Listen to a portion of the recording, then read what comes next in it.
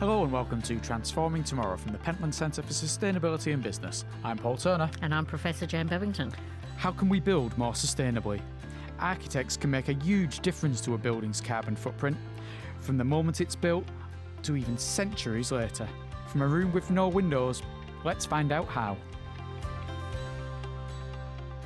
Jan, have you noticed anything unusual architecturally about this room? Where to start, thanks, Jan? Where to start? Well, it's all baffled, so it's soundproofed. It's got no windows, which is not a great architectural feature. It's got no windows. Now, you say it's not a great architectural feature, but for a podcast and recording studio, it's a perfect architectural feature. And you might think the architects have done a wonderful job of considering exactly what this room was going to be purposed for. Only when you consider that this only became a podcast studio about 4 months ago and that this building's at least 40 or 50 years old, do you begin to wonder where the window was and why there was no window in the first place. Was there no window in the first place? There was no window when we moved in here. No, when this got converted, they didn't have to fill in any window gaps. There was no window here. I wonder whose office this was. Somebody who's very bad. Yeah, there's something really odd about the architecture there. I'm assuming that the purpose it was used for beforehand, which... I'm really, really going out on a limb here and exaggerating. It's something to do with experimenting on babies. Was necessary for it not to have a window, and maybe they got it removed because you really want a window in a room. Yeah, but I suppose what I would take from that, because I'm going to let the experimenting on babies pass me by and not engage with that thought at all.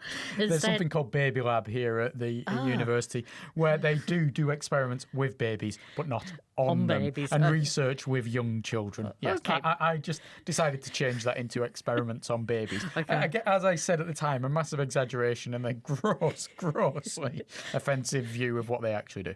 Well, I'm pleased we've cleared that up. But I guess what's nice about it, and particularly coming into our conversation today, is that this room's been repurposed. Yes. Lots of places have been repurposed. Yeah. But my old office is currently being repurposed, and the office I had before that is still being repurposed, so that I cannot go back to that office when the office I was in previously was needed to be repurposed as well. I just get moved around all over the place. But lots of repurposing going on for good reasons, because you can't just, and you'll remember this from our discussion with not so long ago Anna Cockburn about the fact that repurposing can have a good impact sustainability-wise as opposed to complete demolition and rebuilding. Yes, indeed. Yeah. So why are we rabbiting on about this, Paul? Thank you for your description of this conversation as rabbiting on, Jan. It's good to know where I stand in your view of my discussion on architecture and observation of this room.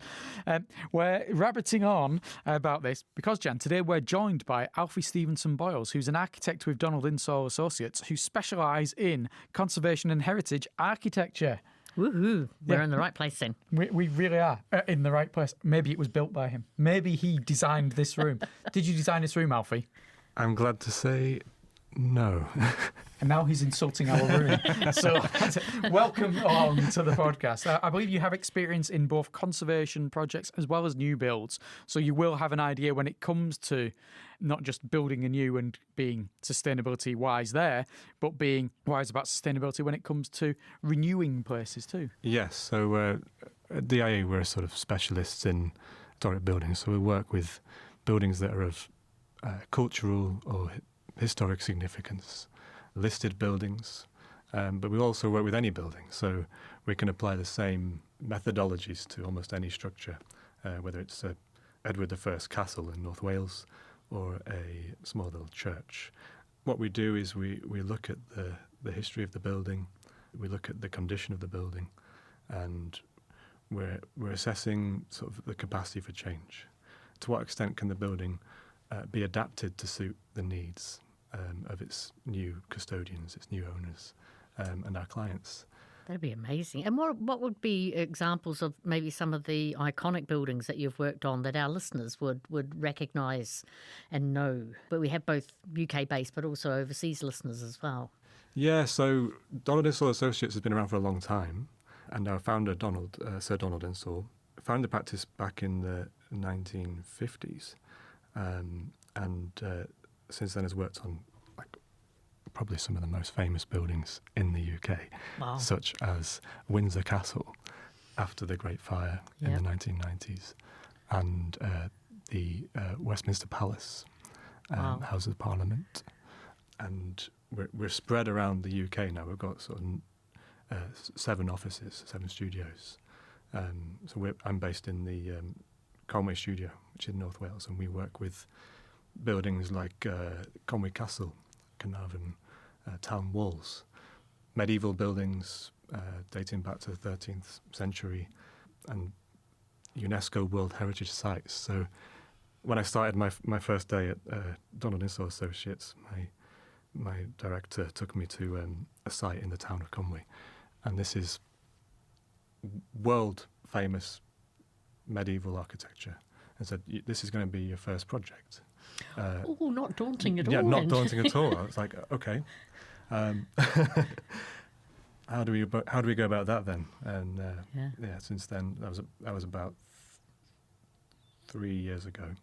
I've been I'm privileged to work on some of the most important buildings in North Wales, sort of historically speaking, culturally speaking. It's a bit different to working on this studio, I'll give you that. Yeah, I can understand why he was looking down his nose slightly at our studio when you consider the kind of buildings that the company works on generally. Although I'm sure, the Grand Hall of Windsor Palace has nothing on this. We're not really, we're medieval in some ways, but not in that way, I think. Yeah. Does Windsor Castle have a podcast studio? Well, that's an open question, isn't it? I don't think the Royals have quite gone down that route yet, but, maybe in the next few years. You never know. Yeah. You never know. Yeah. So what do architects do in practice? Because we know you guys are out there, but I guess we're slightly hazy about what does that mean? Yeah, so architects can take on a variety of roles in the built environment, but primarily we're focused around delivering buildings, and that can mean taking a client's brief, challenging the brief, and developing the brief, taking them through a process of concept design, so testing the brief against ideas that emerge from both the client brief and our own experience as architects, and testing those against also regulatory backgrounds. So we have to have quite a broad base of knowledge, and from artistic kind of references through the work we do to sort of regulatory and financial aspects. So we have quite a broad role. We're sort of a jack of all trades in a way. Once we've sort of developed a concept design with clients, we typically take them through the consents process, listed building consent, planning permission, and then developing contractual documents, construction drawings, everything that you need to basically build something, the instructions to the builder. How do you build this? And specifying materials, and organising space. Once we've gone through that process, we then manage things in terms of site contracts, site inspections. So it's really a job that has many facets to it, I suppose. It's a job that's at times extremely challenging in its breadth, but also that keeps it interesting. And you can kind of, as somebody coming into architecture, you can kind of find something that suits your particular skill set. And there were 2 aspects of your description that really sort of hit home to me. The first one is that those early decisions dictate later outcomes, and so if you like, you're at the start of the design process whereby things can be good, bad, or better or worse or whatever. But then the other thing is that actually the holistic nature of that means that actually all of these elements come together and not sort of outsourced. So like the energy system's not outsourced from materials that are going to be used. So, and I quite like the idea that some of the things you'll be doing, and we're thinking back to description of Windsor Castle, are actually long term. So you stay with something and see it all the way through to the end. So it must be a labour of love to a certain extent to see how these things come together. Yeah. I mean, certainly some of our more experienced colleagues have been with buildings and getting to know buildings for a very long time. And they talk about buildings that they look after as if it's some kind of child that they're kind of tending to, or Yeah, no, I like that metaphor. Not experimenting on them, but maybe experimenting. How did this enter this podcast? There'll be a whole new episode coming up soon about experimenting on children, I think. Heavens. All of us apologising for Profusely. suggesting such. Yes, yeah. There seems to be a lot more to architecture than just sitting down with a bunch of crayons and drawing a nice picture of a building, doesn't Yeah, well, it? I'm pleased that we went to Alfie before we went to you on that one. That's all it is. He's just making it sound good. That's it. That sounds wonderful. As soon as he leaves this studio, which he'll be glad to do by all accounts, he's getting out his Crayolas and just saying, "Oh, I could redesign that." And he gets, a few red bits here, green bits there, drawing a stick person in the corner, sat on a chair. That's it. I mean, you're not wrong. I find myself often being a colouring in specialist, as well as maybe a sustainability specialist in architecture or a heritage specialist. And sometimes I'll be at work and I'll be thinking, well, I'm being paid to colour in. This is great. That's not so bad. And you laughed at me when I suggested that's exactly what he does. I take it all back. I take it all back. Indeed. Let's talk more about that then, not the colouring in, but the sustainability side. And how does sustainability tie into architecture? How are the kind of decisions that you're making as an architect or that you're enabling through the decisions you're making affecting, helping, hindering sustainability? To begin with, when we think about architects in the built environment, when we think about buildings, in the UK context, 40% of emissions, carbon emissions, are from the built environment. About 75% of those are from operational uses, and then 25% is the upfront carbon, or what we sometimes refer to as embodied carbon, the carbon that we emit from construction. So when we're designing, when we're working, it has a huge impact on emissions and people's well-being and health also. We're actually mega contributors to some of the problems that we have, which is something I've had to kind of come to terms with over my career in terms of how do I see myself as an architect working in an industry that is potentially doing harm. So a bit like medicine, we try and do no harm. This goes back to treating the buildings like babies again, doesn't Yeah, it? yeah. Doctor attitude towards Yes, it, do indeed. no harm. That's it. So how do the decisions that we make as architects impact sustainability? Well, it really comes down to what you were saying about those early stages. They're key. Sustainability lives and dies in the early stages. And sustainability is often sort of seen as a kind of bolt-on or something which is added to the project. But for it to be successful, it has to be intrinsic to the building's entire system, entire envelope, its entire form. Everything has to be developed through this prism of sustainability. If it's seen as a bolt-on, for example, it will be the first thing that's to be cut as soon as the costs come in. Do you ever get customers just saying, "Oh, can you just throw a bit of a sustainability bit in there, just for the sake of it"? Just as a little bit of a kind of a sticking plaster, you mean? Or sort of a, kind of a, almost like they got to the end of the process. Think, Yeah. we should probably have something to do with little sustainability dusting, in there. little sort of shimmer of sustainability. Well, usually that kind of happens about stage 4, when the building's been designed, and then they go, it's actually going to be real. What's it going to be like? How is it going to perform? What are the emissions going to be? How comfortable are we going to be? We're going to be boiling hot in the summer or freezing in the winter. So that's when sometimes we come to things a little bit late. By that point, a lot of the decisions that are about reducing the building's impact or improving the building's performance have already been made. Things like the building's orientation, the form, down to things like the position of the windows. We're not got any windows right now. But I'm sure if we did have windows, they'd be having an impact on our comfort and therefore the energy that we're using to maintain that comfort. And if I'll just talk about oil age architecture a little bit. So there's this term that's going around, I think attributed to Barnabas Calder at Liverpool University. The idea that we have for the past 100 years or so been living in an oil age of architecture. So buildings designed and operated during a time of cheap energy. It's the idea that we can actually design a building that's of any particular shape, style, appearance, anywhere in the world, and you can make it comfortable by burning stuff. Burning oil. You can burn oil to keep it cool, you can burn oil to keep it warm, or you can burn gas. You can just burn stuff, it's cheap, and you can stay comfortable and stay as well as you can be in a kind of in that type of building. I think we should just stop there. I can't see any downside to this at all. No, that seems fine. Well, I suppose it's the norm. That's the problem, isn't it? No, people didn't see downside. Yeah. So I'll let you continue, Alfie.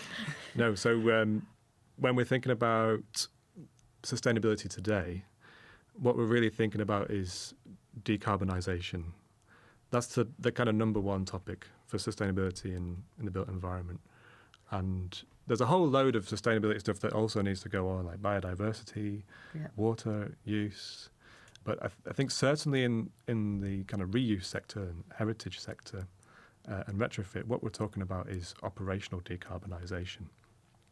So removing carbon-intensive heating and energy sources, replacing them with low-carbon alternatives, heat pumps, I'm sure you'll have come across, but also reducing that energy demand. So how much energy is required to keep the building at a temperature that is habitable. My partner works in a castle. She works in Lancaster Castle, and one of the things she frequently moans about is the temperature in there, because she's in a castle that was at some point converted into a jail, and her office is essentially a jail cell. There's comments here, I'm sure, about whether my partner deserves to be in a jail cell or not, but I'll move on from them.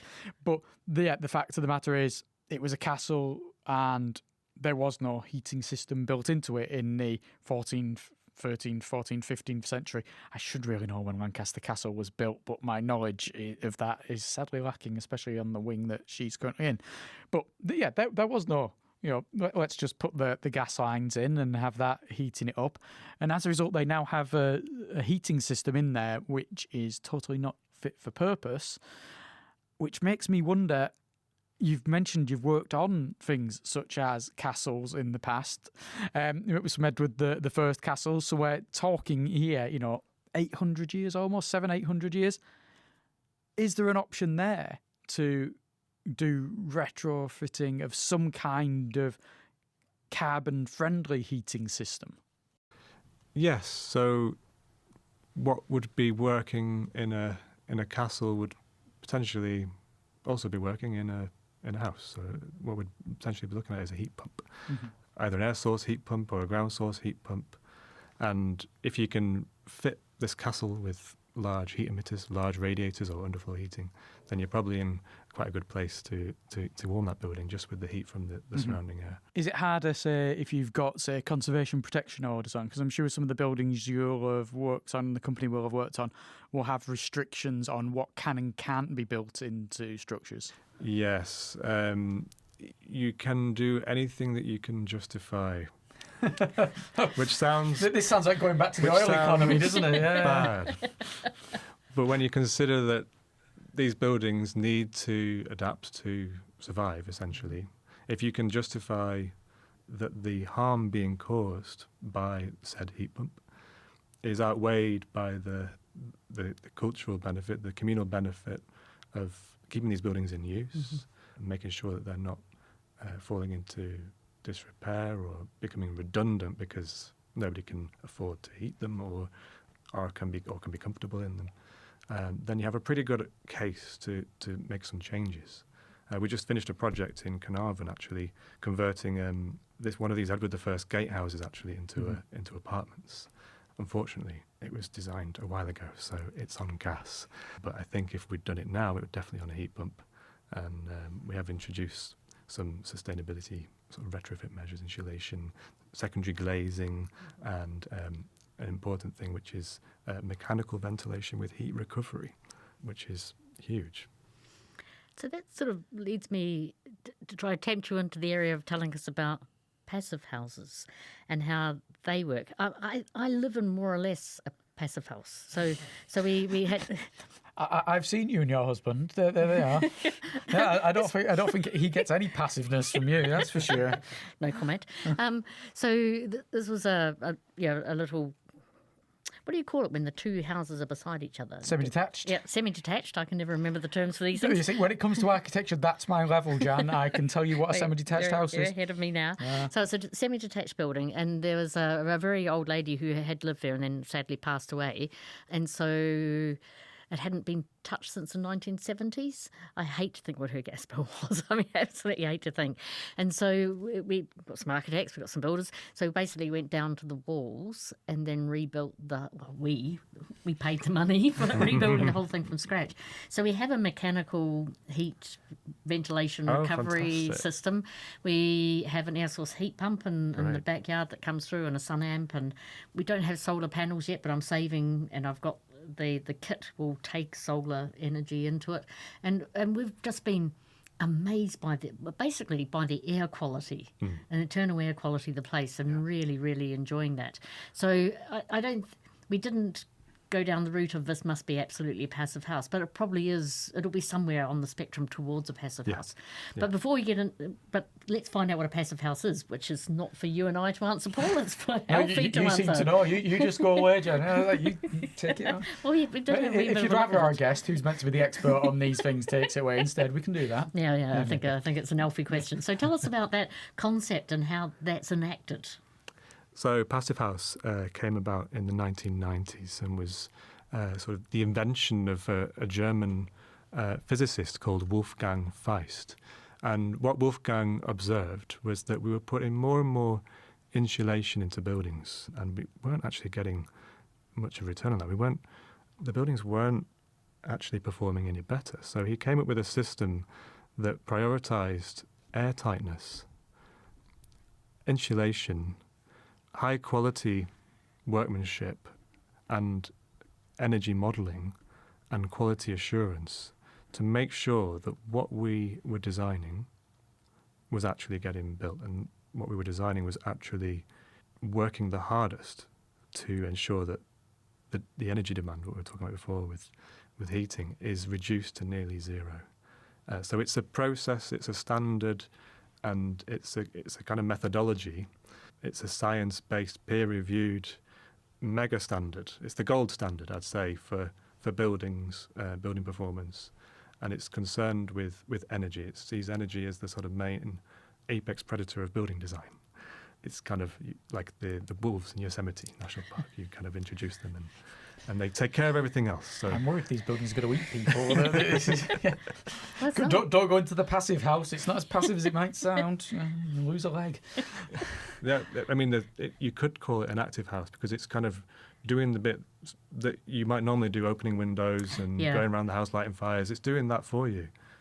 You're the one that's kind of passive because you're just sitting there enjoying the 20-degree comfort year in, year out. There's some great examples of, I think it was in Canada or something, a passive house was caught in a snowstorm and the heating broke, and it was minus 20 or something outside, and they didn't realise for 7 days that the heating had broken. Heavens, that's a testament, isn't it?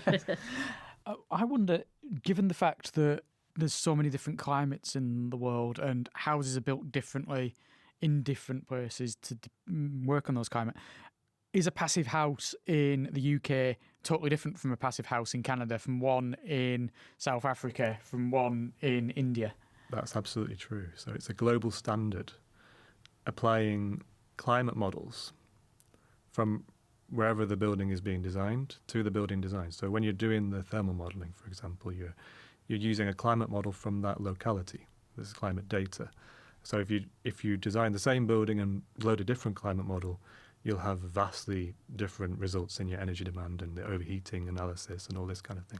So it's a global standard for local specificity, I suppose. It's entirely about orienting the building so that you're taking advantage of the sun, but not so much that you overheat. Yeah. They're often confused actually with solar passive, which you might have come across in the 1970s, an idea that you could heat a building purely with the energy of the sun. Yeah. It kind of doesn't work. You get buildings which are very hot in the summer and buildings are very cold in the winter. It's often said that windows are actually a very expensive way to heat your building. You might spend tens of thousands on windows, whereas you might just spend a few thousand on a heat pump and your annual heating bills if you design it right. So it's often confused with solar passive. It's not to be confused with solar passive. It's a different thing, and it's not only to do with houses, even though it's called passive house. It's just the German for building. the last thing is there's lots of sort of myths around Passive House. We're in this room at the moment with no windows. As There's we a keep mentioning. myth about Passive House that you can't open any windows. People always say, we don't want to have Passive House because we want to be able to open the windows. Don't worry. You can. You can just do it. you can just do it. Just open them. There's no alarm Yeah. that goes No, off and the exactly. police don't come round and Exactly. say, what are you doing? In fact, you're encouraged to do it, especially at night. Yeah. And so that sort of contrasts with things that have been in the news recently where houses have been retrofitted with good intentions for warmth, but then have ended up being really quite ghastly places to live in. And why would that come around, that particular issue? And we'll put a link to that in the show notes so people Yeah. can see that issue that's come up in the UK newspapers. This is what we might call a national disgrace. This is government money being used to retrofit, to insulate our housing stock. Fantastic. How do we go about that? Well, do we get specialists in who understand buildings, who understand moisture, who understand detailing? No, we just apply sort of blanket methodologies to all the buildings. We apply the wrong materials and dodgy detailing to all these buildings. So 98% of these houses that have been retrofitted, I think, under the Eco scheme have been requiring remedial action. They've been mouldy, overheating. It's a disaster. So what you need to do when you install insulation is you need to make sure that you're taking care of the rain and the water. You're not leaving lots of areas where you're creating what we call thermal bridges. So you'll see them going around the gas main because it's complex. You can't get the gas people in to change and move it. They just want to get in there, do the job and get out. So you'd have all these thermal bridges where you can have mould forming, where condensation's forming. And you have areas where the water can fall behind the insulation. So it's a nightmare. And it could have been something that could have been such a good opportunity to build valuable skills and valuable jobs and really skilled jobs around how do we go about this? We're going to have to do it. So how do we do it well? And it's really just been a PR disaster for retrofit, and it's affected thousands of people's lives. Yeah, and that, I mean, the human cost is enormous, but for retrofit to then get a reputation for being a bad thing seems to me to a further worse outcome again in the whole thing. Yeah.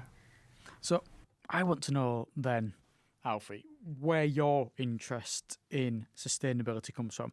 I hope it's not from just randomly bumping into Jan on a train, which I'm told is how you met, and it turns out, as I've discussed before, Jan knows everyone, and it turns out that Jan knows your granddad.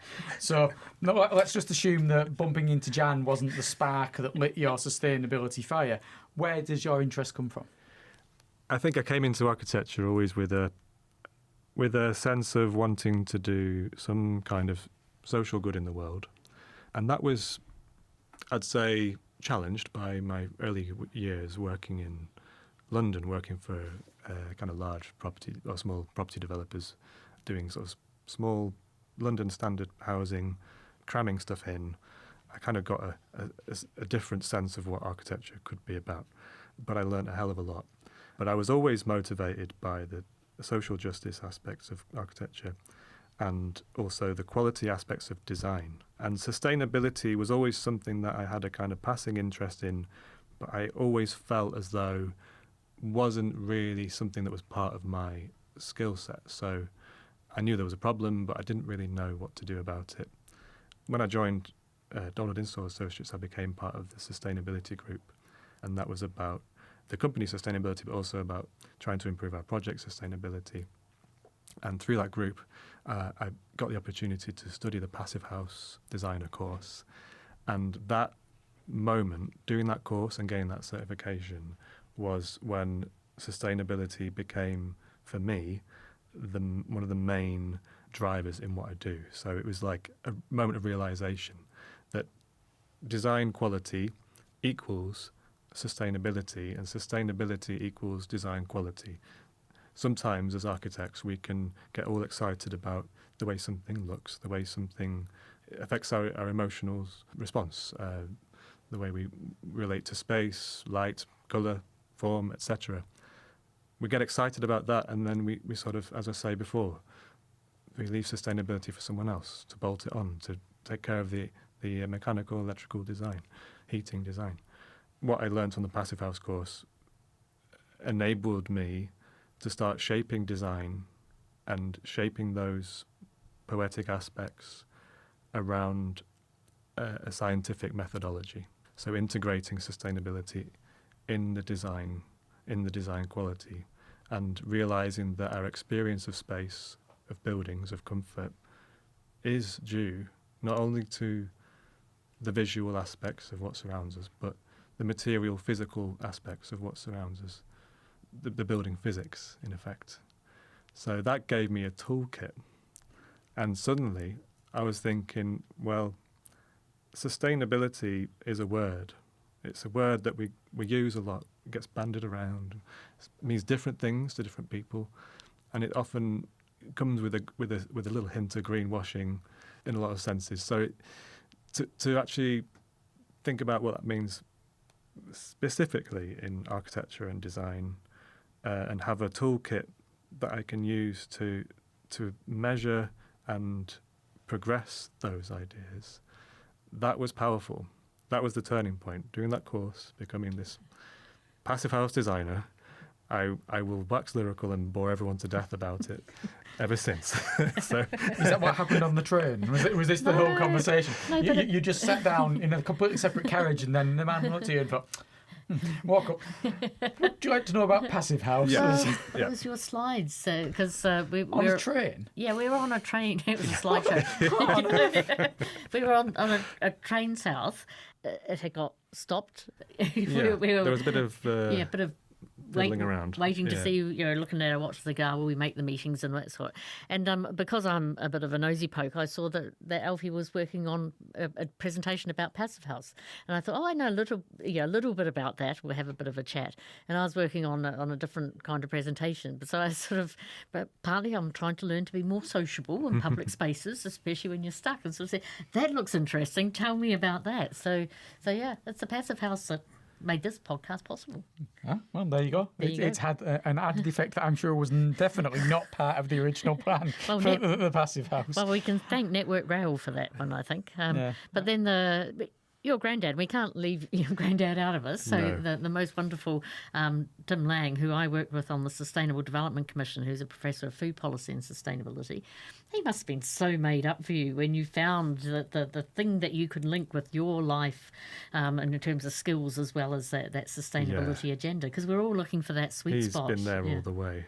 Yeah, and he's been a huge influence to me before I even studied architecture. In fact, before I went to study architecture, I said to him, I want to be an architect. And he was so supportive of me and said, you're not going to be Richard Rogers, you know. And I said, who's that? He said, exactly. So other than that, he's been incredibly supportive. Definitely growing up around the work that he does in sustainability and food has had an influence on, I guess, my direction in architecture. Yeah. That's nice. It's nice to keep it in the family and push it on to the next layer. So have you got some examples then of how you've built sustainability into the projects you've done? You talked about, your passion for both of the architecture and sustainability. What examples have you got that you specifically have done and worked on where you've built that in there? So building sustainability into buildings. Really all starts with communication and conversation. Sustainability is, as I say, it's a word that means different things to different people. And some clients will, as soon as you say sustainability, just think, money, cost. No. Other clients may think about it differently. They may think, yes, it's a great opportunity to do something better in the world and to reduce our carbon footprint. In embedding sustainability, it's always about finding the the in with your client. It's always about understanding what motivates that client, what is their priority in this project. So when talking with clients, we don't even necessarily need to use the word sustainability. What do we talk about? We talk about what are your main pressures as an organisation? Are they operating costs, for example? What's your understanding of comfort, and what kind of spaces do you feel comfortable in? You're generally just looking for any in to say, we've got a way to solve this that will work for you long term. And that could be about operating costs, reducing energy costs, which is a big driver for, say, like councils, local authorities, institutions, universities. But some clients, wealthy clients, do they care about running costs? Not always. Do they care about comfort? Yes. Is comfort a way of saving energy? Actually, yes, if you go down the passive house method. We had one client who's had this really amazing opportunity to create a new civic building, an adaptive reuse of an existing civic building, an extension. And from the outset, when I was involved in this project, the client said, sustainability is not a driver for this project, which I thought, that's insane. This is the one opportunity you're going to get as a council to embed sustainability in this community. And sustainability can take many forms. It might be about, and Tim Lang would say, it'd be about the food that those people are eating in that building. It might be about the energy use intensity of that building. And sustainability was not on the agenda at all. It was seen as an extra cost, and this was a project for which capital cost was king. And then we introduced some consultant friends of ours, Ecospheric, who are based in Lynn, and they did some energy modelling, carbon modelling of the proposals and optioneering. So they looked at all these different ways in which the building's being used, all the different retrofit measures that we can implement, and they brought out of that the data around the operating costs of this design of this building. When the client saw those figures, that was the moment the penny dropped that sustainability was actually a driver for the project. The numbers told a better story than we could have. And that's an example where sustainability didn't lead in that relationship. But are there, how much demand would you say is there in the system where people come and say, I'm doing something in the built environment context, either retrofit or a new one, and sustainability is at the core of their spec to you? Is that common? It's common and growing, I'd say. I think more and more bids that we're submitting for projects, it's becoming more and more part of the bid process. The reality on the ground is when you're building these things is there's a skills gap. We can design to the standards that are required to achieve sustainability, but whether we can get things built is a challenge. It goes back to what I was saying about the retrofit eco scheme. The skills that were being used weren't skills that we would really want to be used in this regard in retrofit. So there's things moving at pace and other things moving at another pace, a slower pace, and the built environment is known for being a very slow mover. But in terms of client expectations and client demand for sustainability, I'd say over the last 5-6 years, from my perspective, it's increased dramatically from just being something that's seen as a hindrance and something you've got to do to pass building regs or whatever, to being actually an essential component and something that you can use to apply for grant funding, as was the case with this local authority client. They got some money due to the work that we did. I'd say it's growing. So you've seen that growth then. What about looking to the future? What do you think is the next steps, the next frontier for sustainability when it comes to architecture? Stop building things. I thought you were just saying stop, right? No, the podcast's over. We're going home. Yeah, that was a bad question. Yes, yeah. Yeah, so We need to build less. We need to use less stuff. I think we've already used our carbon the budget. Yeah. Will Arnold, who's a structural engineer, has this amazing diagram which has at the top of it, build nothing. The number one priority as architects for us should be understanding what skills can we apply to something that actually don't result in a building, but they result for a beneficial outcome for the client without building anything. So in heritage and conservation, we're already kind of doing that. The building's already there. Usually we're not doing too much to it. We might be repairing it and reusing it, but we're not necessarily creating a huge carbon burp from emitting tons of CO2 from these vast acreages of concrete. So the frontier, I mean, as far as I'm concerned, is to understand how we can reduce the amount of work we do, building new work, but while still hopefully being in a job. And heritage is a fascinating one because for a long time it's been seen as the last priority in terms of decarbonisation. We can go for low-hanging fruit, we can retrofit buildings that are not as significant, but heritage for me is where the innovation is, and where it's such a constrained environment that we can actually, although it makes up a small amount of our built environment, it's actually potentially quite influential. So we're applying the Passive House methodology at DIA in some of our projects, using the modelling within a heritage context. So this standard, which is seen as this sort of like new build German Swiss thing, which also is a retrofit standard, we're applying it to heritage projects and not necessarily meeting the standard, but ensuring that we adopt the methodology, the principles in terms of quality assurance. There's other standards. Association for Environment Conscious Building have their own standard, which is being adopted by various local authorities as well as by individuals and corporations to improve their buildings. So they have a retrofit standard, Carbon Light. It's like a halfway house to Passive House. It's got a lot of the benefits in terms of quality assurance and reducing the energy demand and improving comfort, but you're not getting so far. Thank you very much for joining us, Alfie. That's been a really good conversation. Thank you. Thank you very much. I'm really worried, Jan, that the person who designed this room in the way that it is going to listen to this podcast and notice that we've mentioned approximately 512 times that there are no windows. But for its functionality, it's perfect. There's no windows. And I suppose, I mean, there were so many delightful things that Alfie talked about, but one of those things was sort of like almost, a fetish for glass and windows.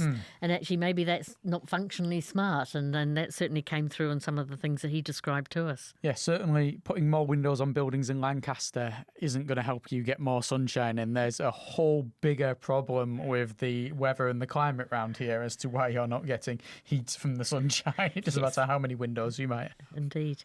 But there was a lot of going on in there. There were lots of fantastic sort of phrases. Eco bling, I liked that. Just sort of slap it on and make it shiny kind of thing, as well as oil age architecture. I mean, that's really no, but it makes total sense, doesn't it? From the moment it became possible to just burn something and make something else happen, then that's it. So from like the 19th century, mid-19th, late 19th century onwards, it's just, you want to do that? Yeah, we can do that. We'll just burn down this entire forest or whatever, we'll just build another oil well and extract all the oil and gas from it. But no, certainly what you're saying there about the bling, the built in rather than bolt on, and that was kind of a key thing. And it's something we've heard in other contexts as well. We've heard it in regard to the curriculum and teaching, how if you want to have sustainability as part of a teaching curriculum, you can't just bolt it on and throw in a quick sustainability module. You'll need to have sustainability threaded through it all. We've heard it in regard to businesses and how they plan and act.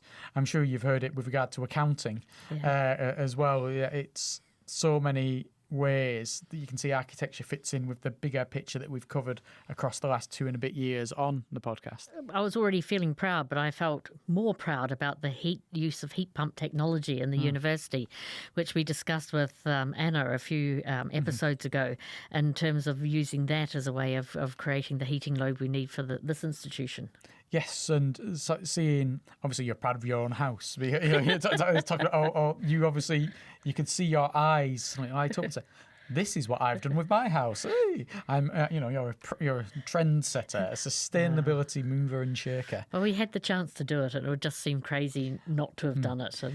And not everyone does have that chance, which is where you come to things such as the nationwide project for insulation that Alfie talked about, and how if you are going to do things like this, it needs to be properly planned and thought out. You can't just hire a load of people just to throw insulation in without considering the individual qualities of buildings and such, and the problems that this is going to lead to. What was it, 98% of all the buildings that have been involved in this project, which should have had nothing but positive effects, are needing retroactive action. No, that's really horrible.